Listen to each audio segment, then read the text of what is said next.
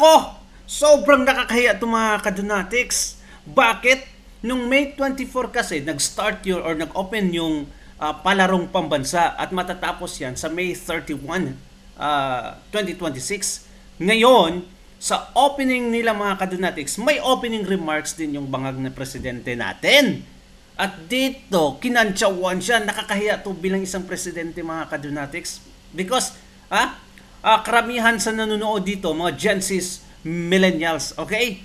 So, alam na nila, bukas na yung mga mata nila mga kadonatics kung gaano kawalang hiya ang presidente natin. Eto, panoorin lang natin yung iba-ibang angle mga kadonatics sa video na ito, alright? While nag-remarks itong si BBM, sumisigaw yung mga tao na Duterte.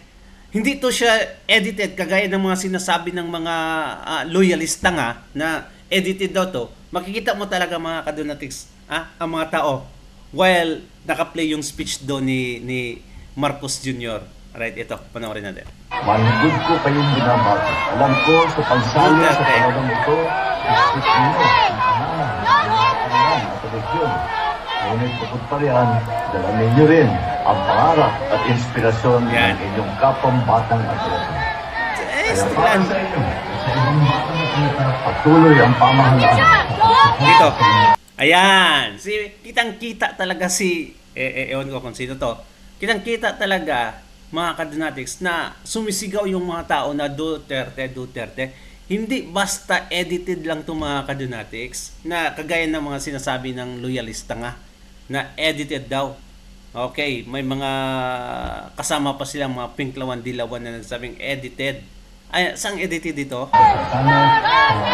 Ayan. Oh. Maglalaan ang Philippine Sports Commission ng mga incentive para Look at that mga kadonatics, mga athlete nasa harapan. At naririnig nila yung mga sigaw ng taong bayan. Sigaw na sa likod. Alam nila kung gaano kawalang hiya itong si Marcos Jr. Hindi na lang nga sila pumalag no? para sa mga medalista sa regular sports at sa para games bilang pagkikilala sa inyong husay. Alam ko na gagawin ninyo ang lahat ng inyong makakaya. Ngunit huwag ninyong kalimutan, mag-enjoy na rin. Marami kayong matututunan sa palarong ito na madadala ninyo kahit saan man kayo magpunta. Dito ninyo matututunan ang disiplina, tiyaga, respeto at malasakit sa kapwa. Lagi ninyong isipin na kami ay susuporta sa inyo, kasama ng inyong mga magulang, mahal sa buhay, guro at mga coach. Dalangin ko ang inyong tagumpay sa paliksahang ito. Dagang salamat. Mabuhay ang ating mga atleta. Mabuhay ang bagong Pilipinas.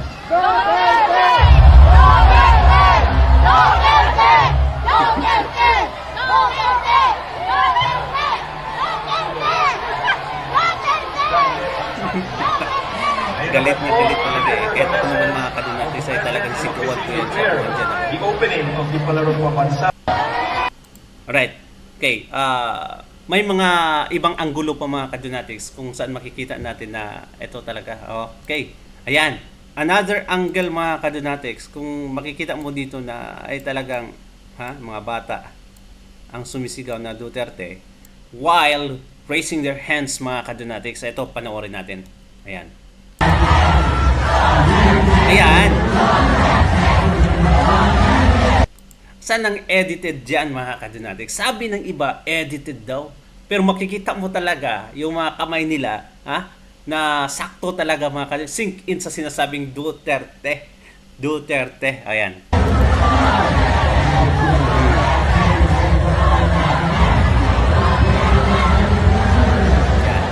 Ayan.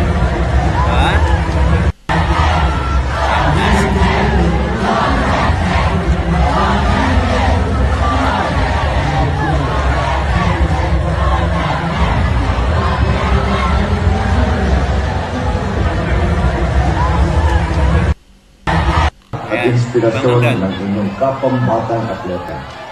Kaya para sa inyo at sa ibang batang atleta, walang gana manood yung mga bata dito mga kadonatics. Sobrang walang gana talaga. Tingnan nyo. patuloy ang pamahalaan sa pagsuporta sa inyong pagsasanay sa larangan ng palakasan. Masaya ang ibalita sa inyo. Sa talaga silang gana. Lagi ninyong isipin, atleta, Mabuhay ang bagong Pilipinas.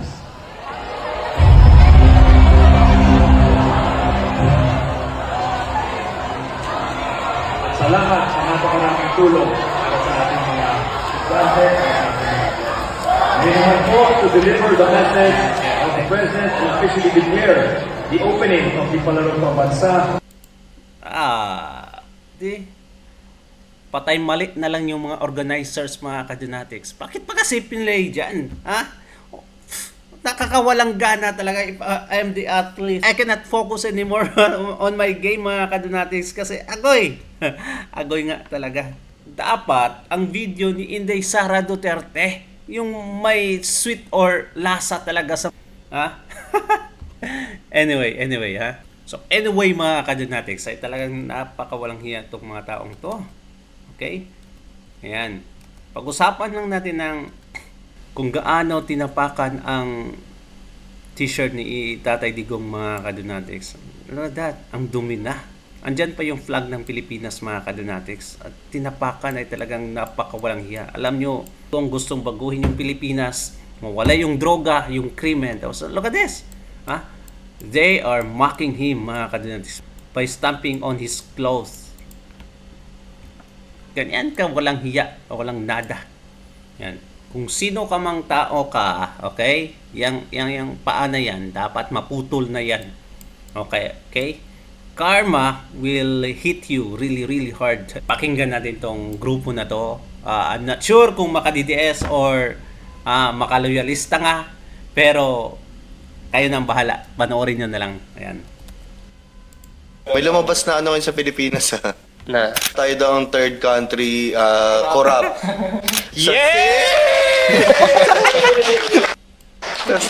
Sana at least nakatapos tayo. Kaya ka top 3. Wala kaya tayo magtatapon. Malapit na. Top 3 tayo, top 3. Top 3. Not bad Sa not Southeast bad. Asia. Hindi. Malungkot ako. Bakit? Sa dami ng ninakaw na yon, top 3 lang tayo. Dapat top 1 tayo na. Inspirasyon yan sa mga politiko. Top 3 lang tayo ngayon. Magnakaw pa kayo para maging top 1 Yes. tayo. Huwag Yan. kayong titigil hanggat hindi natin nauuwi ang gintong medalya. Shout out sa Meralco at Corrupt ay talaga, mga kadunatics. Tama yung pangalan nila, Meralco Corrupt. Anyway, ha? Bakit nga ba hindi tayo nag-top 1, mga kadunatics? Sa billion dollars ang nawala sa Pilipinas. Ha? Ninakaw. Dapat, hindi kasi alam ng, eto kasi, mga kadunatics, hindi alam ng international media or any news article internationally, mga kadunatics, kung gaano kalala ang nangyayari ngayon sa Pilipinas. Kasi ang pinapalabas lang ng mainstream media natin na eto lang yung mga nangyari. Hindi gaano ka, lala, mga kadunatics. Nagbe-base lang kasi yung mga international medias na yan sa kung anong pinalabas ng local media at yung mga bias na mga political analyst, mga kadunatics. Doon sila nagbe-base sa, sa data.